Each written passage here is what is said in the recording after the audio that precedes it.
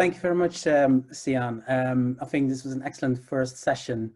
And I'd also like to ask the panel speakers, Noel Hatch, Erica Belcher, and Andy Martin, for the excellent contributions and presentations. I think it nicely dovetails into the next session, which is centered around the second theme of our symposium today. And that's the question, how we might reimagine mobility hubs and networks as centers of community rather than purely functional transport systems. I'd like to invite Dr. Jae-Yu Woo as the host and speaker for our second session of today. So Jae-Yu leads and works on collaborative innovation research projects at the Intelligent Mobility Design Center, bringing together academics, industrial partners, and students to design and deliver research and knowledge transfer projects for emerging mobility experiences. So as well as hosting the session, Jae-Yu will actually kick off this next session with a presentation around the topic of shared mobility, and has already started to emerge during the discussions and some of the questions that came in. Obviously, the whole idea of ride sharing, particularly in the current situation, it becomes a very, very important question from many different perspectives. So, Jae-Yu, please, over to you. Thank you, Cyril. Thank you, everyone. So this second theme is about mobility hubs. So in this session, we will talk about mobility hubs through lenses such as shared mobility, civic transit, localization, and city planning. And then in this session, we will have 4 speakers. I will give the first talk about shared mobility. And Rob Neighborn from WW&P will give the second talk. And then we will have Marion Marsh and Richard Dukes from Como, UK, give the third talk. And then we will have Stephen Barrett from Rogers, Sturck, Haber and Partners to give the last talk. So I will remind you to put up your questions as early as possible, because I think we're a little bit behind the time. So if you can put up the questions during the session, then we will have enough time to discuss about most of them during the question sessions. So we will have a poll running soon for all of the participants. So that's a question about mobility hubs. How do you view mobility hubs? So I also encourage you to vote for one of the options, or as much as possible you want to vote for several options, please. So firstly, I will kick off my talk. Let me share the screen. Okay.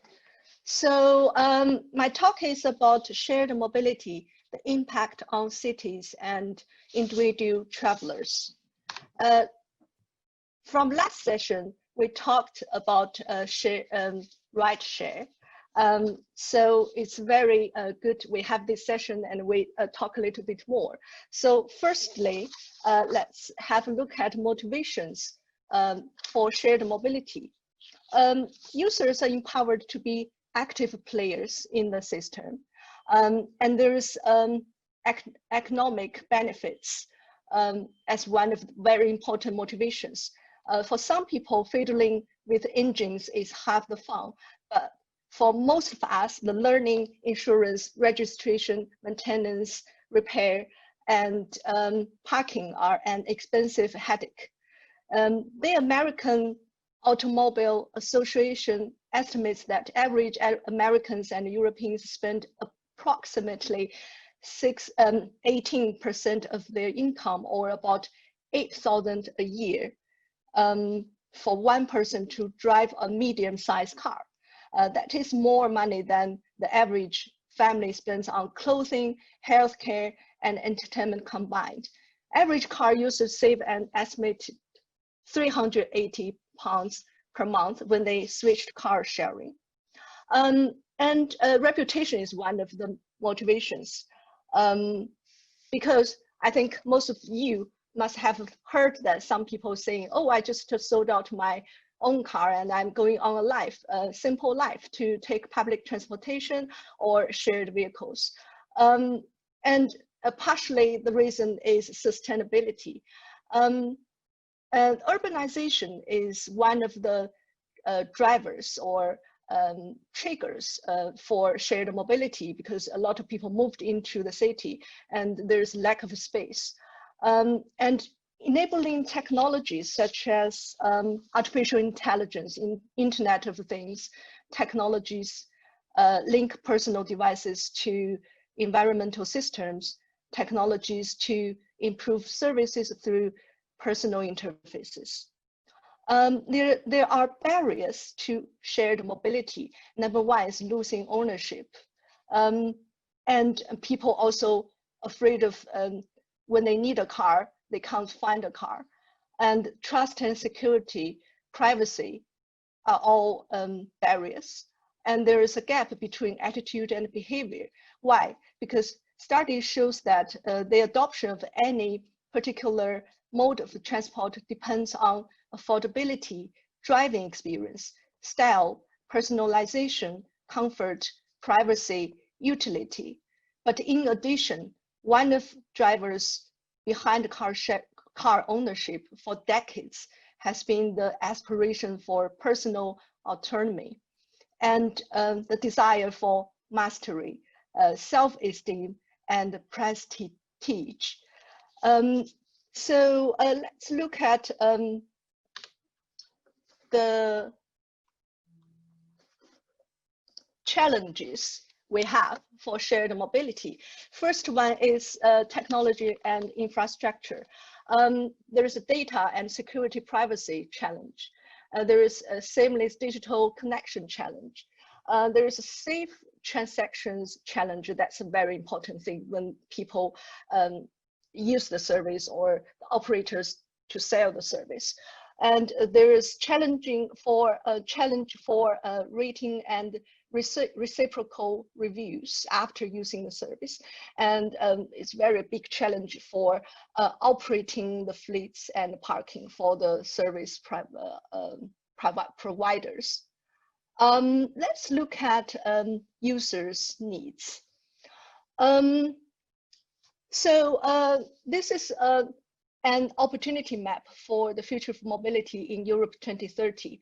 And we can see that they did a survey for people to put up how they think would be an ideal transportation experience. So we can say real-time travel information and services, interoperable seamless journeys, data security, privacy, and transparency, efficient infrastructures maintenance, and personalized mobility offers and shared models.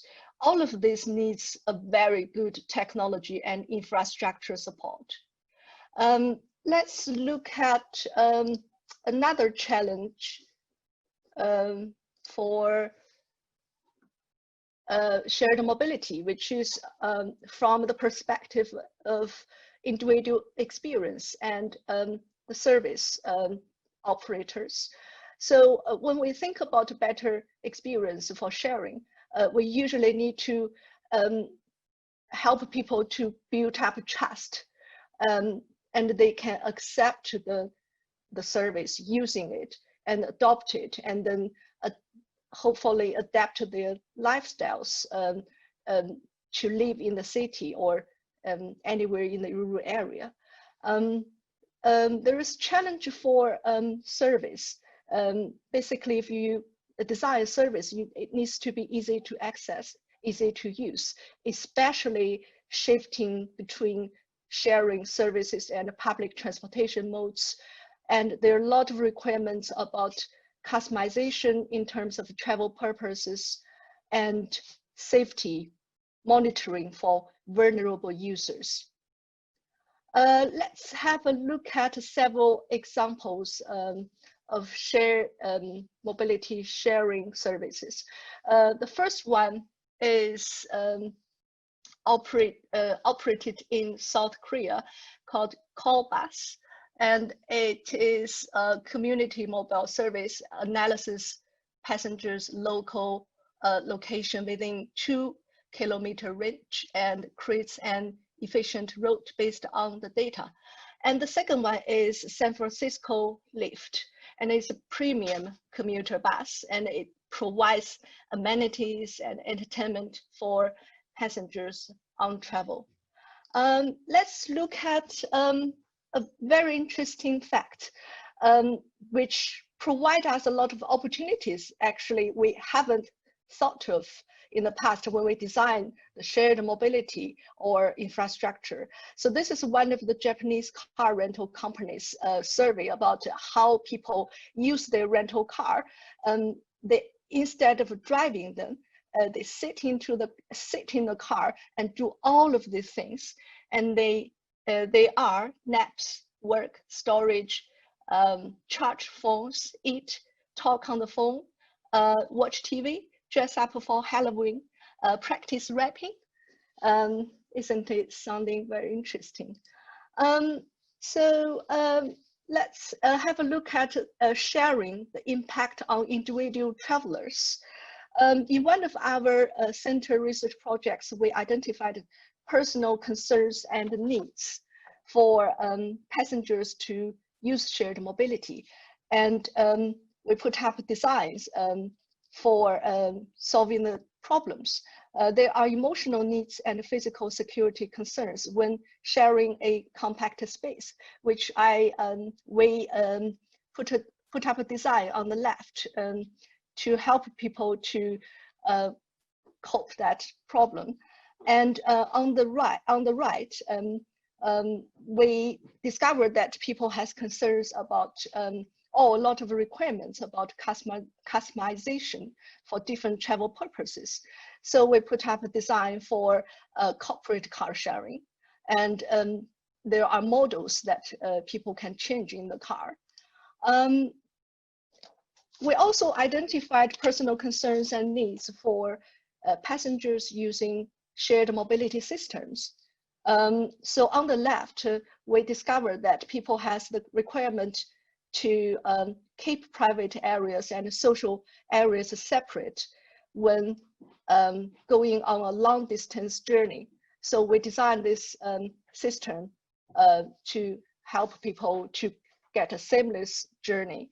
And also on the right, there is a family shared car to suit different schedules during the day, and it's also a part of the home. Finally, let's have a look at sharing the impact on cities and vice versa. This is a map delivered by Mobility for EU. It's a vision for the European transport system in 2030. This vision summarizes the results of the assessment of trends and challenges, ranked solutions and scenarios for future mobility. When we take a close look at this map, we can see sharing is everywhere, especially on the bottom right. We can see there is a picture depicts a future that all users can shift easily from any sharing service to a public transportation mode. And it also emphasizes cars are shared and electrified, operate automated in urban use cases and rural environments. Of course, everyone talked about COVID-19 situation, and I'm sure that all of these designs needs to be adjusted because of the new situation.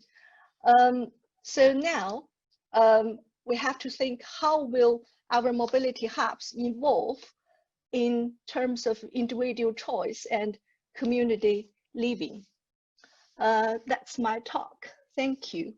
I'm gonna pass to the next speaker. So our next speaker is Rob Nabel, founding partner of WWNP, Rob works closely with a range of clients on the formative stages of urban infrastructure projects.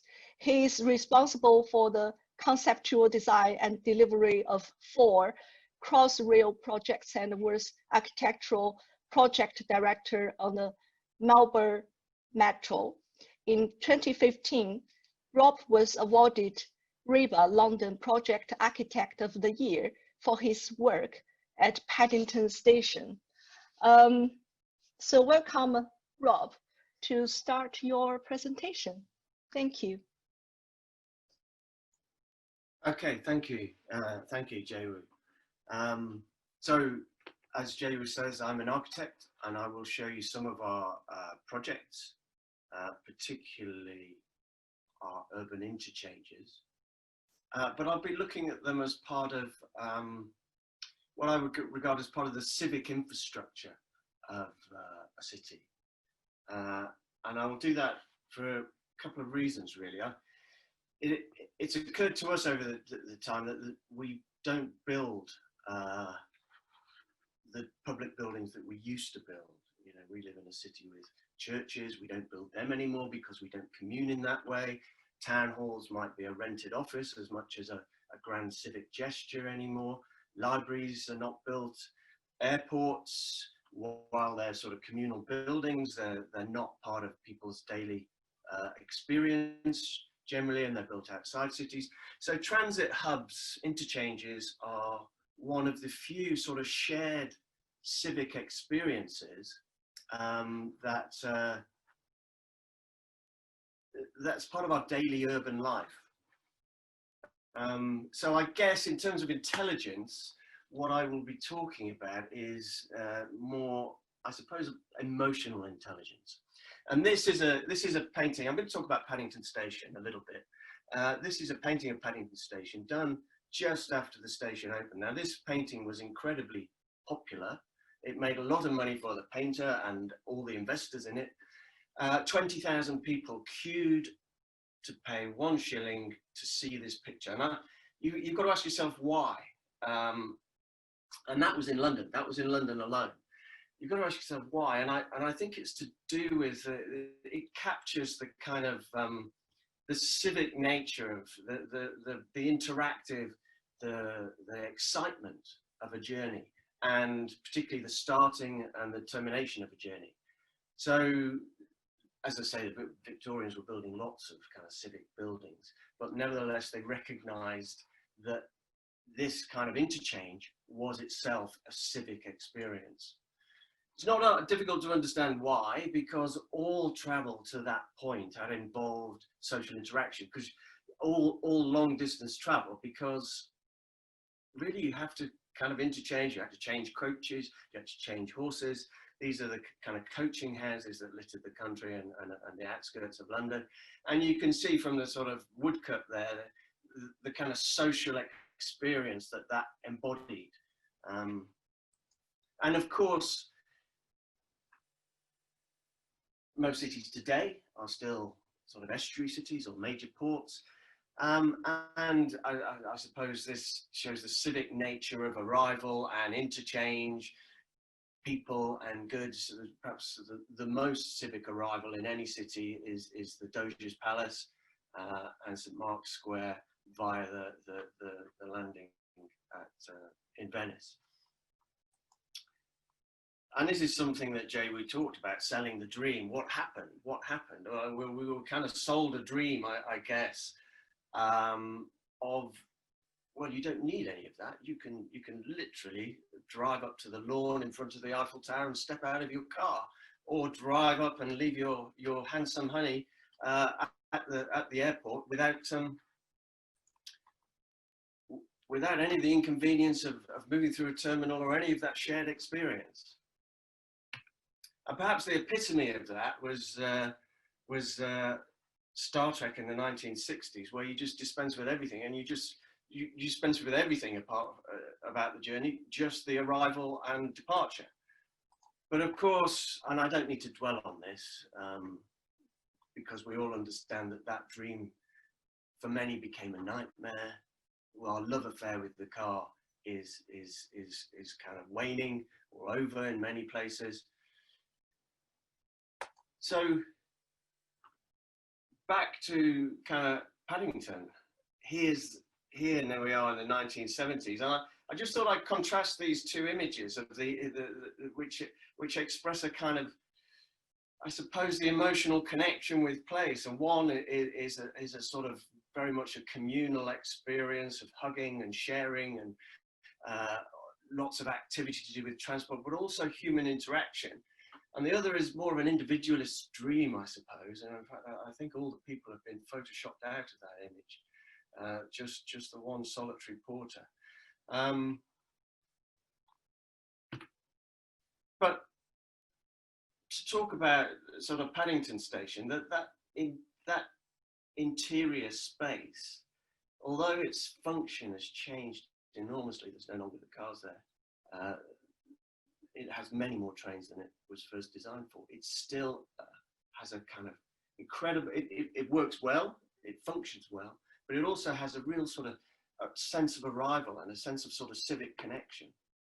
When we got involved in Paddington about 15 years ago, you know, that didn't extend to the outside of the building, should we say. Here's the main entrance to the south. And, you know, is the station, and apart from all the traffic and the congestion, is the station entrance more important than the Sainsbury's? We don't know. And to the north side of the station, similar, there is actually an entrance here. It's quite an important entrance, actually, but it's just been disrupted by a lot of the infrastructure, and it has no sense of arrival and so on. So we've effectively, over the last 15 years or so, done a master plan for Paddington Station, which is almost finished. And we looked at, our master plan looks at those two edges. And one of the key aims of the project, one of our key aims, was to readdress the balance and how Paddington Station connected. But I should say that just like King's Cross, the work that we were able to do at Paddington came about through a massive infrastructure project. In this case, at King's Cross, it was the Channel Tunnel rail link coming into St Pancras. Here, it was Crossrail. So there's significant investment, and I think that's something I'll return to at the end of the presentation. But this section captures what we were trying to do, but by working at those two edges of the station, reconnecting at various levels to surrounding infrastructure and to the place at each side of the station, really putting this sort of major civic building, really connecting it in a civic sense. So this side of it, the north side of it, is complete, and you can see the kind of scale of the spaces to linger, spaces to enjoy, external interchange space rather than in the heart of the station. So where you can enjoy views of surrounding buildings. You can make those connections as you're moving through the stations. You're part of a city and a civic experience. And of course, you're connecting to, in this case, at the north side, you're connecting to the canal network, which is, again, a kind of new civic space that's been reborn comparatively recently. So it's making those connections between space. I suppose Dale talked about, a couple of things, both flow and transport systems as part of flow and being charming. And I think there's a kind of tension between those two, if you like. At the other side, this is almost finished. This is the new Crossrail station, but we do a different thing, but we did the same thing, but in a different way, where we're connecting lots of levels there and creating a sort of a new space on the side of Paddington Station that connects to the main concourse, connects to the street level, and connects to the underground station concourse level. So that's a kind of diagram of how the station connects and the existing to this new public realm that is an external space, nevertheless covered. And you see that final image there where you can see the street all external spaces, the street, the concourse connection to the right, and in the middle is the concourse of the underground station, is all part of this connected public realm on 3 very different levels here, but connected as part of and embracing the Eastbourne Terrace and the buildings beyond, really becoming part of its place. So we extrapolated this kind of idea for the Seoul Biennale, and this is a diagram of London as a polycentric city, but as well as connecting transport hubs, how does this work from a civic point of view? What other things are the critical ingredients to make these hubs desirable places to go, and to make a really valuable experience arriving there and being there? And it's not something that London alone is looking at. Here we're working with Roger Stoke-Harbour and partners on Melbourne Metro, where each of these stations, really a key part of our brief was that the stations should themselves be part of a rebirth and part of a redesigning of the civic presence of major spaces within Melbourne. So I wanted to finish on a couple of questions to consider, really. You know, what do we need to do to create civic places as transit hubs? So it's fine when we've got a big project like Crossrail or CTRL. We've got lots of investment. What do we need to do at the smaller scale? That I think is a real challenge. And just to look at that, what challenges are likely to stand in our way? For me personally, I don't think that we lack vision. I don't even think that we lack a shared vision. But what are the organizational structures, the governance structures? I mean, what I've shown is we're architects, so all we do is we design space. So we can design space that has civic qualities, but what are the other instruments that we need, such as what sort of institutions do we need to engage and create these places? And I think here there's some real challenges around land ownership, around the way we manage projects, around the kind of governance of cities that do stand in our way. So I'll just leave you with those questions really at the end of my presentation. I'll hand back to Jayu. Thank you. Thank you, Rob. Thank you for your presentation. Let's move on to our next speaker, Marianne Marsh and Richard Dukes. They're from Como, UK. Marianne is Senior Development Officer at Como, UK. She has worked in transport planning in local authorities, including Reading's bike share scheme and EU Horizon 2020 projects. Richard is Chief Executive of Como, the collective charity for shared transport, which promotes the public benefit of shared transport. So together, they will give you a talk about mobility hubs, a new kind of a place for Scotland. Thank you. I will pass on to you, Richard. Thank you very much. Hi, everybody. So, hi, everybody. Great to be here. I'm Richard Dilks, Chief Exec of Como, and we also have my colleague Marion, who you can see on video, who's our Senior Development Officer in Scotland. And she is focused on this very interesting space between mobility and the built environment. So what we will present on today, and I'm very much looking forward to the discussions later, is about mobility hubs, and in particular in a Scottish context, although we've also got quite a bit of content from other places where mobility hubs are quite well established. Worth saying at the outset that by mobility hub, we mean somewhere that brings together shared transport options, such as car sharing, bike sharing, e-scooter sharing in the future in the UK perhaps, with public transport, with active travel, walking and cycling. We don't have any such thing in the UK yet, to my knowledge, although we have some things that come close. Some of those ingredients have come close together. I think we will have some quite soon. I'm hopeful we'll have a couple built out through rest of this year, but it's an emerging space in lots of senses. So very briefly, who and what we are. We are a charity. We're for the public benefit of shared transport, as Jayu kindly said.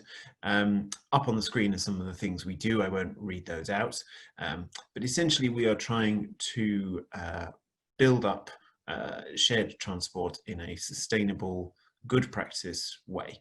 So we are often fulfilling a brokerage role, if you like, between operators who we have in membership and whom we accredit in car club and bike share spaces, and authorities who we have close links with and run particular fora for, where authorities can liaise and talk with each other. We also do particular pieces of research work and policy work and specific projects. And the Mobility Hub work we are doing is part of our presence in an EU Interreg programme called Share North, which has given us a great opportunity to get into the built environment space for the first time. I'm really keen on this as a perspective for us. We need to be deeply involved in transport policy circles and debates, and we are. But actually a lot of the action can be shaped by what goes on in the built environment space. And the fusion of those debates has got a long way to go, I think, is really pretty embryonic. So I think there's a lot of potential there. Why do we bother about shared transport at all? What does it do for us? I know you've been covering this in earlier sessions, I've been listening in with great interest. So just very briefly, it has a number of efficiencies inherent in it. And if you can boost its utilization, you can boost those efficiencies still further. And I think it's a really underappreciated point about the scale of these efficiencies. We finished a piece of work on London, for example, just before lockdown started, where we found that there were nearly 100 car club members per car club car. That's obviously wildly different to the number of people who would be using a private car. And I think this is the point that's yet to really sink in with policymakers. But we're doing our best to change that. There's a very strong parking dividend that comes off the back of that. There is also a congestion dividend because we consistently find through our research that people drive shared cars less than they drive their own private cars, and that it is a real spur to them selling and not replacing private cars. It is only one weapon, of course. Bike share has a huge role to play as well. And before COVID lockdown, we were at all-time highs in terms of bike share fleets and number of bikes and usage. E-bikes play a really fascinating role here too, extending journey range and being much more inclusive in terms of who they attract into cycling at all.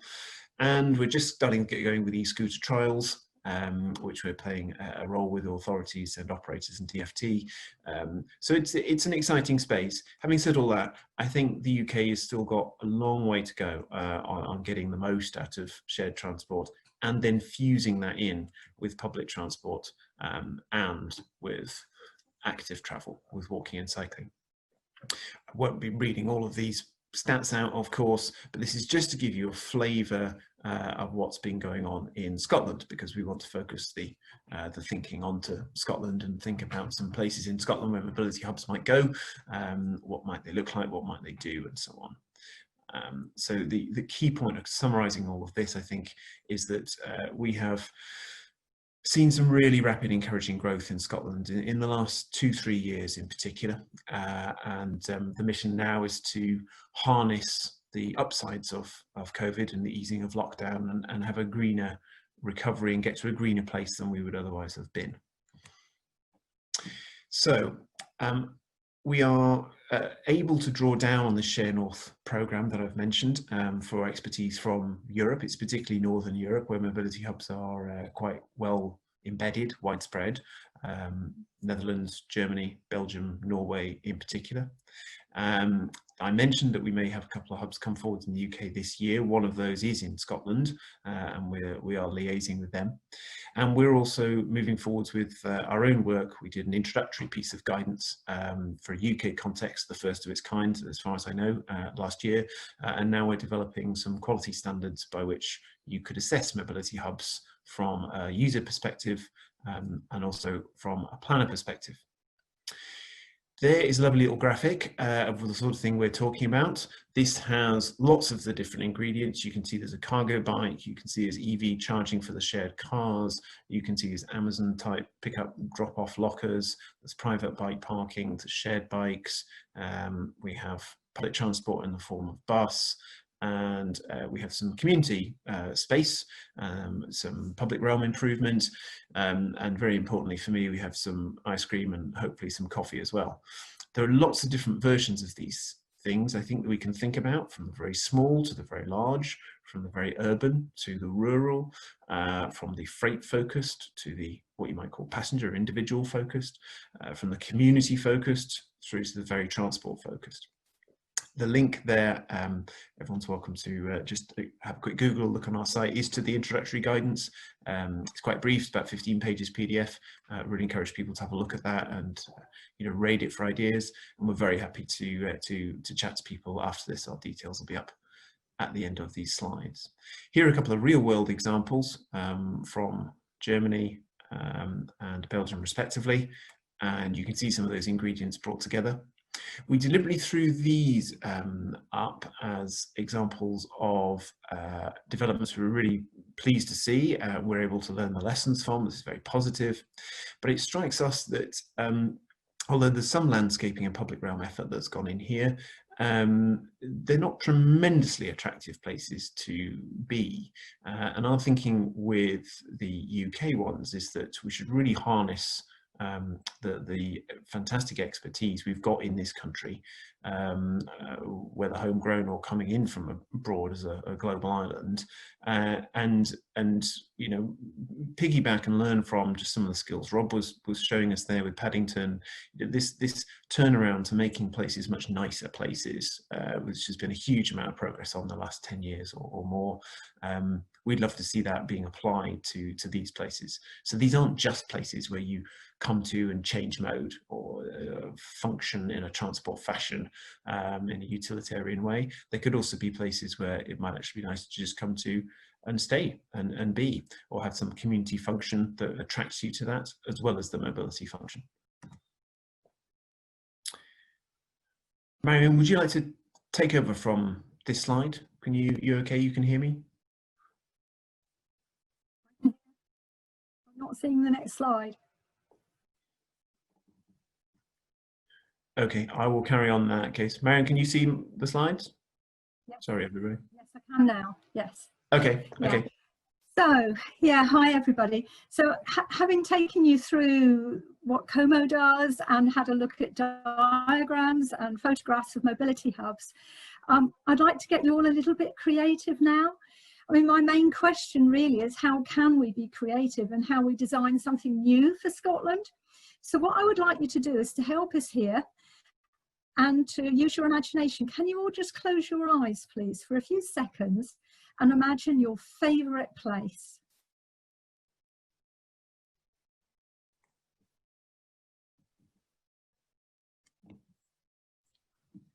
You can open your eyes now.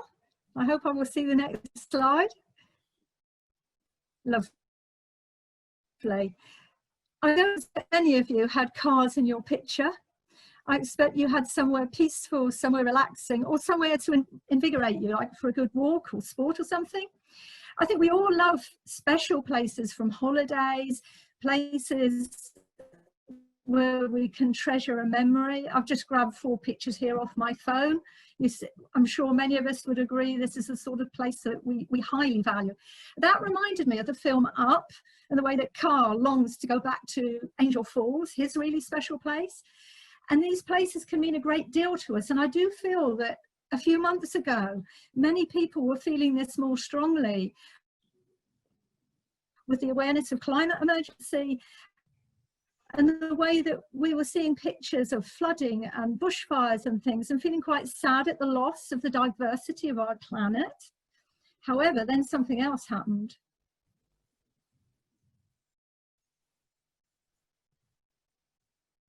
What I'm saying is on the next slide, you might be able to see it. I can't at the moment. Basically, what we long for is now to have a good local place in our neighbourhood. I think lockdown has taught us how valuable that space just where we live really is. A lot of people are saying they would like more greening in the cities, somewhere to sit and relax. So it's a totally different attitude now, which makes us feel in Como that we should be very careful how we design mobility hubs in our locality. Next slide, please.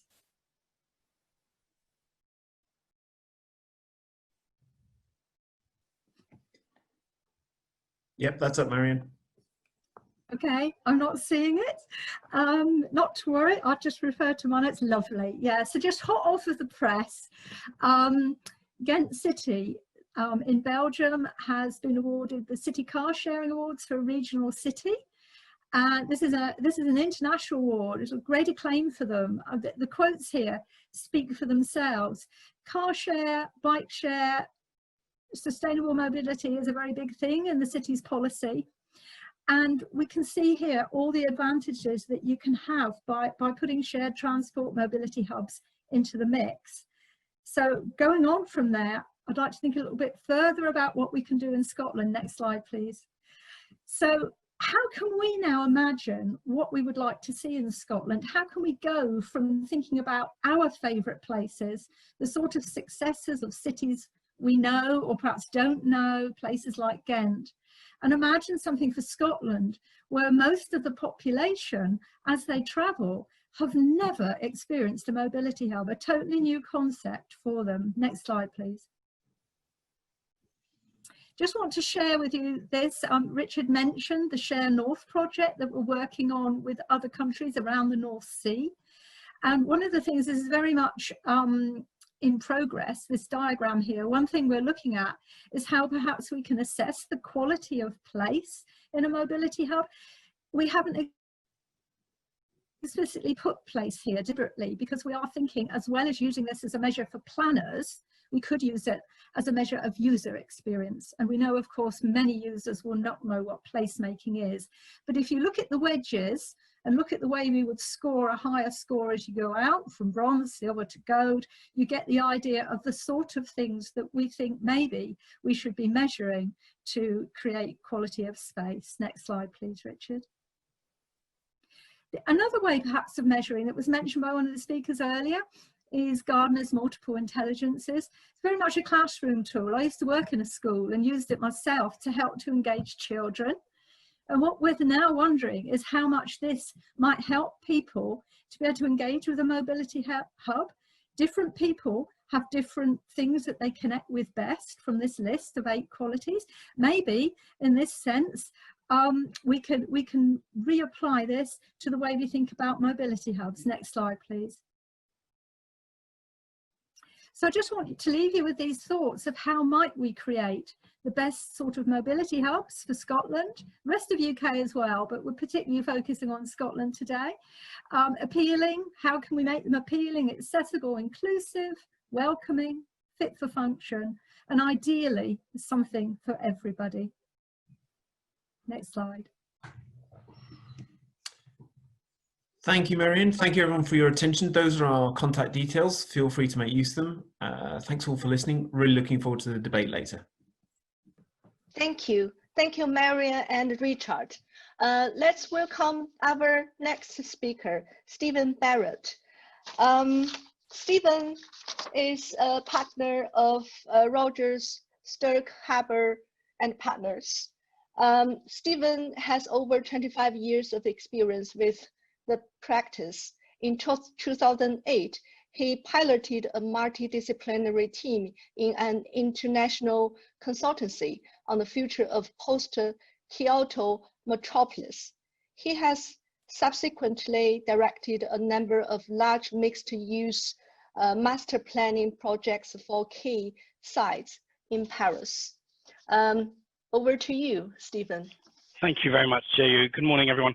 I'm conscious that we may be running a bit late, and I apologize in advance for going fairly quickly through material. My concern is I think actually that if you only give a partial answer to some of these questions that have been raised, you get an incomplete picture. So it's not out of ego that I'm trying to show a lot.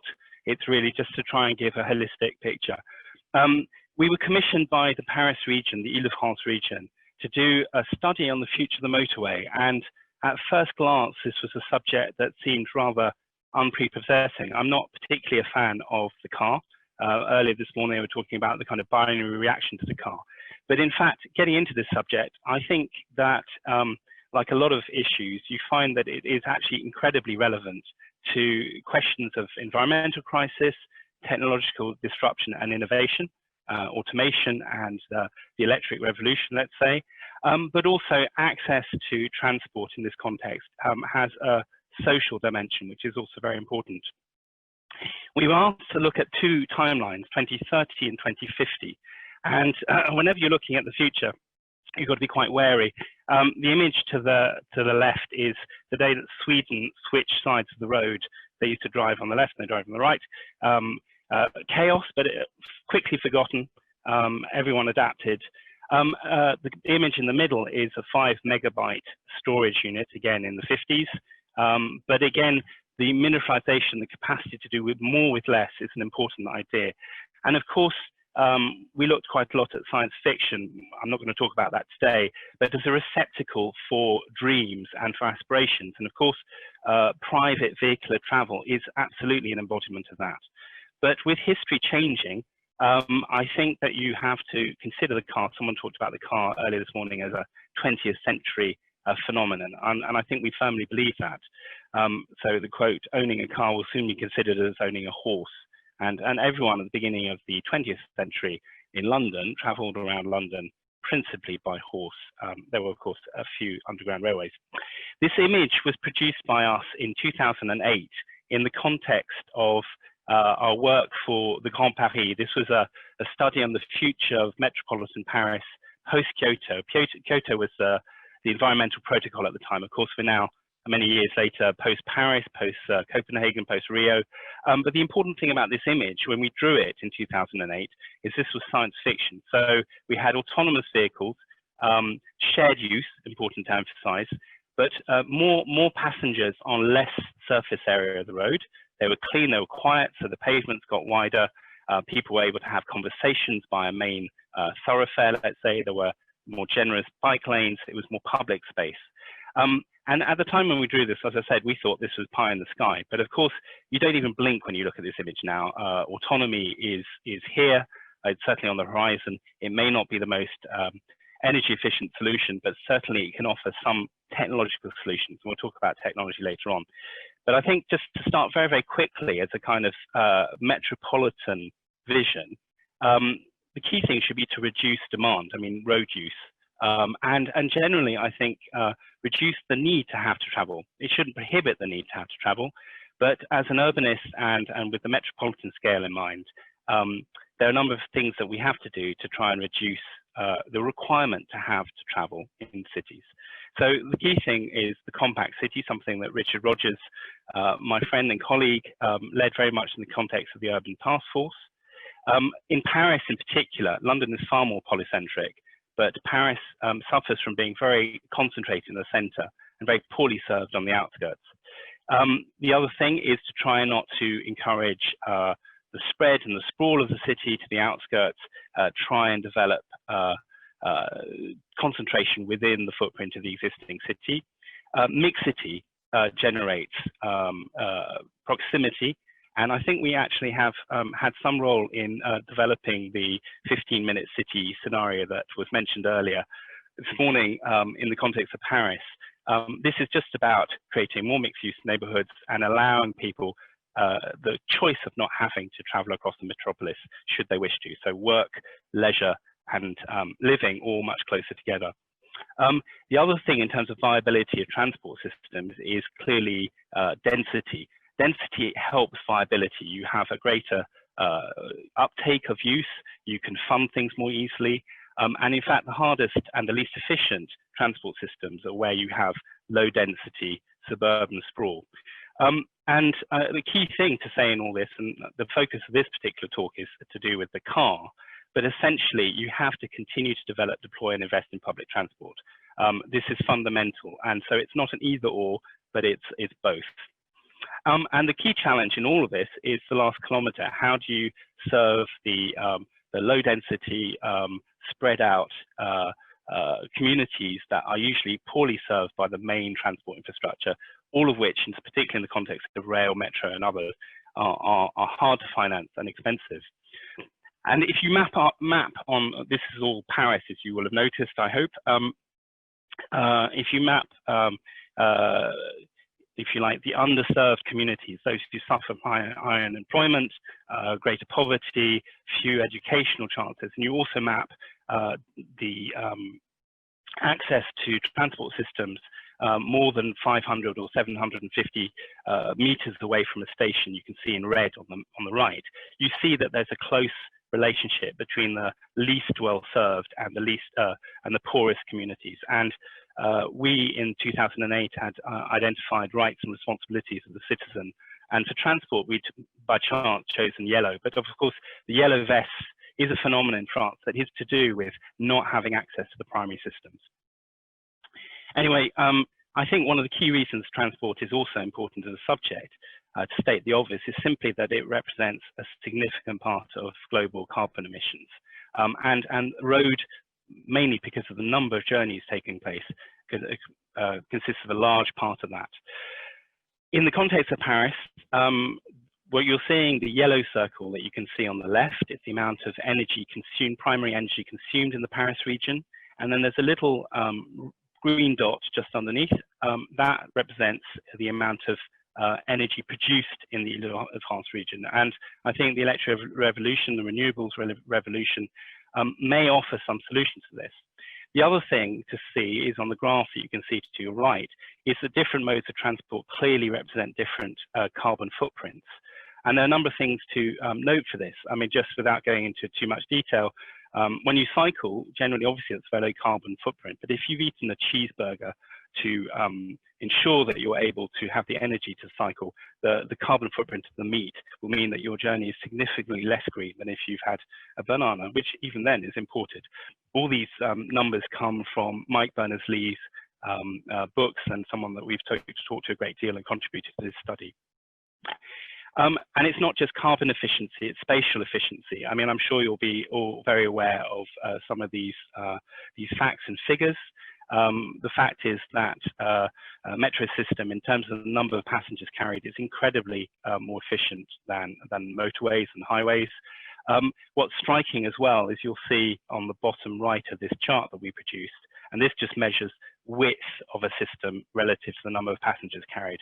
Obviously, you have all other kinds of factors like length and hubs and the amount of footprint required for those. But even a pavement is incredibly efficient at carrying numbers of people, given its relative width. The least efficient, just to state the obvious here, is the motorway with greater number of lanes. There's a kind of perpetuation, the kind of butterfly effect of inefficiency. And speed clearly also has an impact on the amount of footprint per passenger that you require, in particularly in relation to the vehicle. Anyway, coming to the crux of things, if you look at a map of Paris and you map on the physical infrastructure of roads, you see at once that it creates a kind of series of ruptures in the fabric, but also you notice that it's a network, and it's a network that connects territories. It connects the center with the periphery, but also, particularly in the case of Paris, importantly, it creates circumferential links.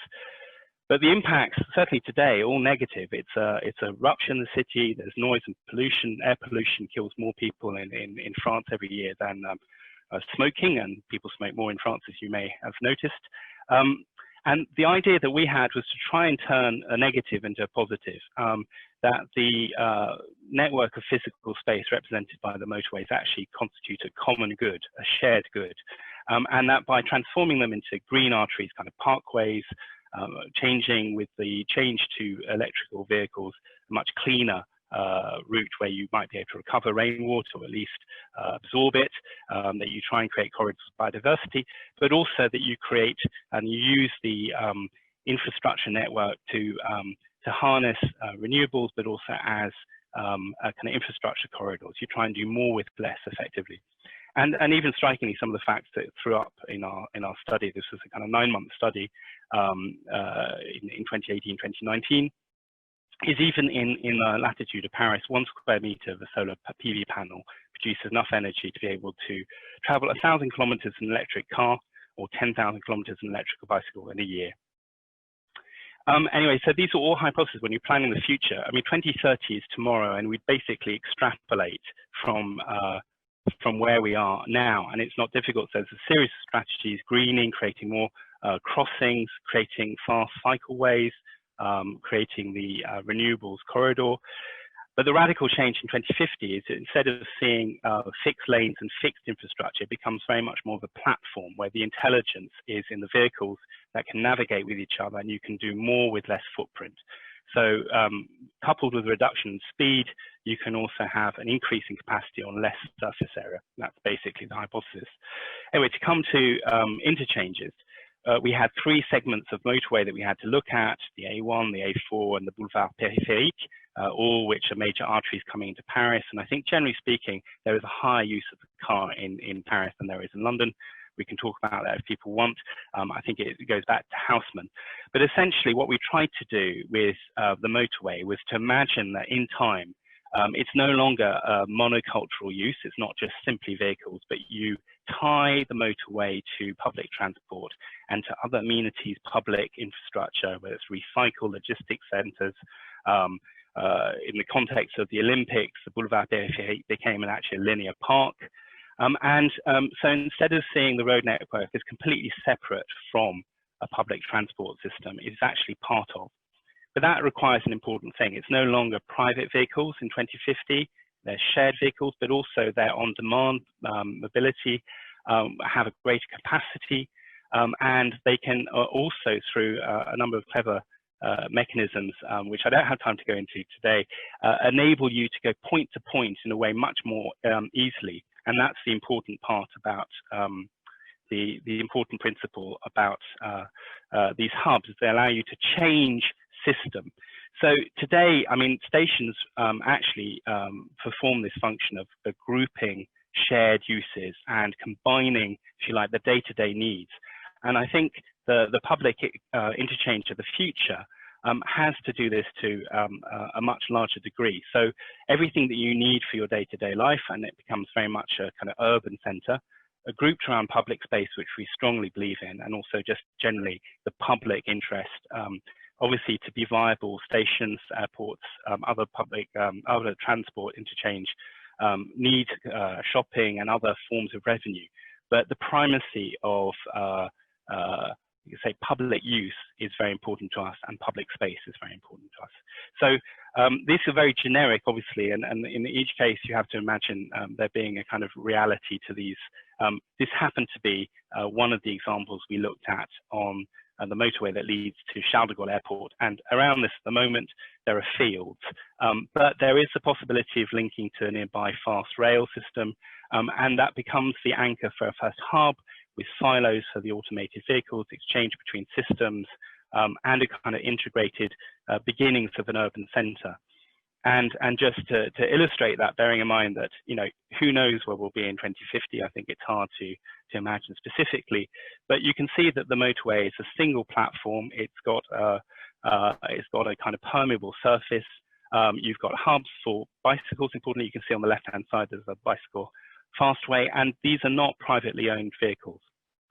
And I think I'm going to have to skip this bit because of time, unless you'll give me some leeway. But the idea of autonomy, which is heavily energy intensive, is that at least you can do more with less. So you might have trains of cars, and there are these Chinese systems for this articulated, automated tram system. You can just see an ambulance or police car coming through. The other cars part ways, let it through, but I think it would part ways also for public transport. and you have the capacity to transfer even en route between different units to be able to go to a different destination. And what you'll see appear now is the interchange in the hub to the north. Anyway, key message then is that what's a negative today, a kind of dirty infrastructure, something that nobody wants to live next, that you try and transform that into a positive, again, in view of a kind of public good. And it needn't necessarily be a fully technological vision. An alternative view of that future is actually that it becomes very much more frugal. If you can live in a city where everything within 15 minutes, you are going to travel, and COVID with the closure, let's say, of lots of public transport systems encourage us to take to our bikes, to walk, perhaps to travel less to begin with. And these are photos that many of you may be familiar with of Dutch motorways in 1973 during the oil crisis.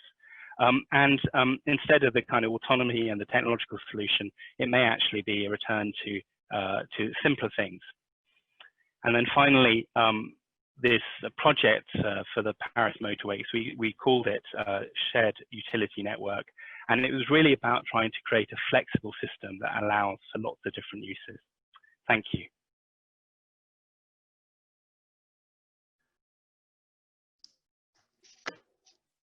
Thank you, Stephen.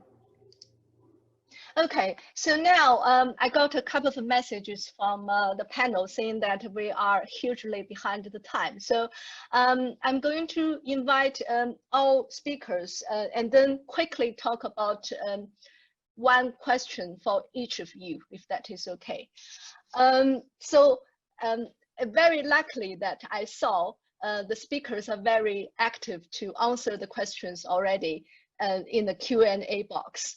So I think I'd like to ask Rob to maybe recap your answer for a question talking about, could you explain more on why do you think transit hubs should be civic places that people would want to go to? Yeah, sure. I sort of answered this point. I made 3 points. One, which are quite simple points, really. One is that we spend much more time there than we ever intend. It's that however much we think transport is about flow, it is also about being and spending time, because when you interchange, you spend time there. Two, transport interchanges are taking up more and more of our city space. So they are big things. They need to be treated seriously as a place to be, not just somewhere to pop out of and pop into. And there's lots of examples of bad planning of stations and big transport interchanges where you really feel as though you're sort of just ejected onto the street. Thirdly, I think that, and these are all quite functional reasons, the density that that Stephen talked about around transport hubs means that they naturally, which is a move which is happening globally in all cities, for good reason, means that transport hubs naturally become a focus for the center of our communities. The density is rising.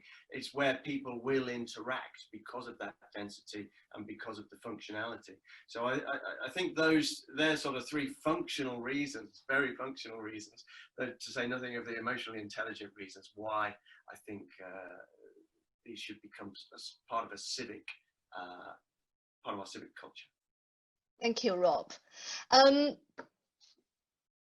Richard and Marian, would you like to answer this question?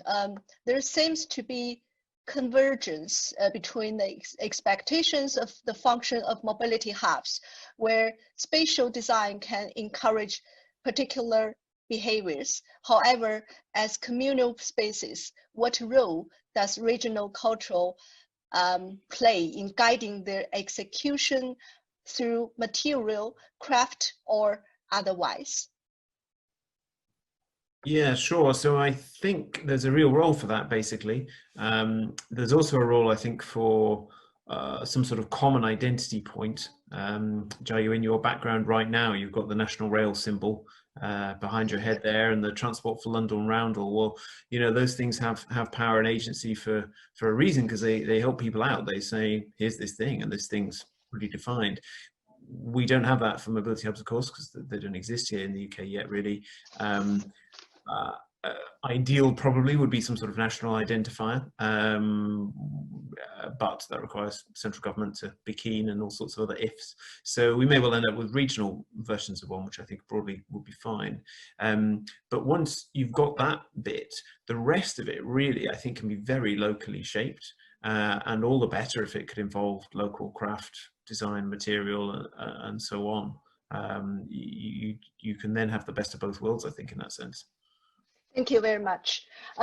Sorry, I got a message from the panel, but I really think that we should ask a last question for Stephen, because we need to be fair for every speaker. So I have a question for you. Maybe you can quickly answer, Stephen. What are the key elements you need to consider when you design a mobility hub, which needs to fit into a city plan? Public space. It would be the key thing, but I think it's just it's got to be part of the city. It's got to be contiguous and permeable with the city. It's not got to be a bubble apart, something that a lot of airports suffer from for obvious reasons. But I think it's a connection with the city. It's part of the fabric, as Rob had said, and I think these are spaces worthy of our attention as designers, architects, and urbanists. Okay, good. So I think we need to ramp up this session.